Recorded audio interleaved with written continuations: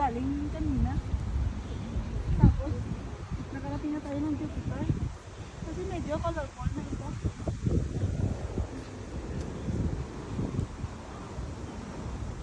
Welcome to my land. Wow. Nagtatumbling din ang ibon sa ng ibon. Hindi niya alam kung anong gagawin niya.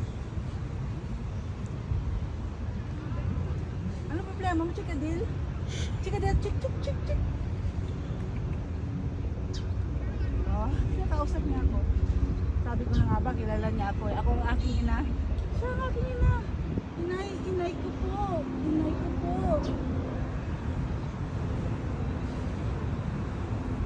Guys, ang ganda, no? May itlog at may palapad. Pero yun ang the best. Bahala na kayo mag-husga. Bahala na kayo mamili kung gaano ang kaganda ng iba dyan. Kasi pag magbubukad-kad siya, dalaga na siya. Na may itlog.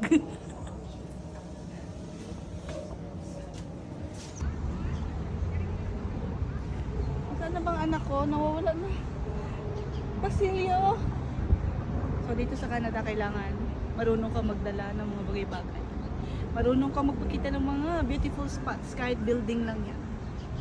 At nanggaling kami sa Allen's Garden. Pakita nyo dapat ang mga sanga, ang mga grasses, ang mga building na yan. Guys, ang ganda. Super. Tingnan nyo yan. Ipakita ang magandang view. So ganito ang life kapag long weekend. Choice mo yan. Kung gagala ka, kung maalis ka, kung magta-travel ka. Eh, gusto namin ng ganito lang. Pwede ikot lang dito hanggang sa kami mahilo. Pero talaga.